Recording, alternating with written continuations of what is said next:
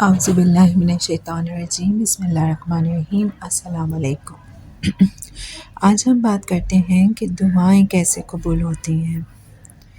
دعا مانگنے کے کچھ اہم اصول ہوتے ہیں۔ نمبر 1 یہ کہ بالکل صاف نیت کے ساتھ دعا مانگیں۔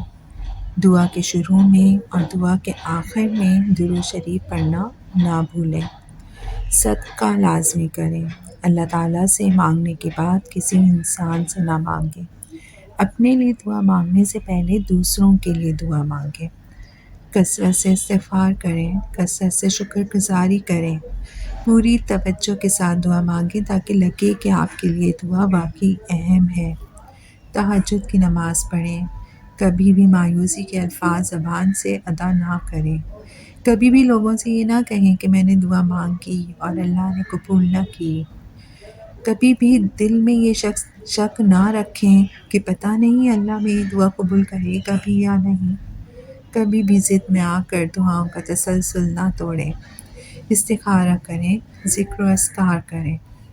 اپنی دعاؤں پہ ثابت قدم رہنا سیکھیں، کیونکہ اللہ ان سے محبت کرتا ہے جو اپنے یقین میں شک نہیں لاتے۔ آپ کی دعائیں صرف دنیا میں آپ کی مدد نہیں کرتی بلکہ آپ کی دعائیں آخرت میں بھی آپ کی مدد کرتی ہیں، کیونکہ جب ہم دعا کرتے ہیں تو ہم کثرت کے ساتھ اللہ کو یاد کرتے ہیں، اور ہمارے اللہ کو پکارنے کی کثرت کا شمار ان اعمال میں ہوتا ہے جو اجر و ثواب کے حقدار ہوتے ہیں۔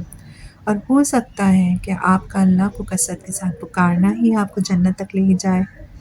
سو دعا مانگتے رہیں اور اللہ کی حمد بیان کرتے رہیں، کیونکہ دعائیں مانگنے کا اجر کبھی بھی رائگاں نہیں جاتا۔ پھر دعائیں قبول ہوں یا نہ ہوں، کیونکہ دعائیں مانگتے ہوئے آپ صرف اپنی خواہش نہیں مانگ رہے ہوتے بلکہ آپ اللہ کا حکم بھی مان رہے ہوتے ہیں۔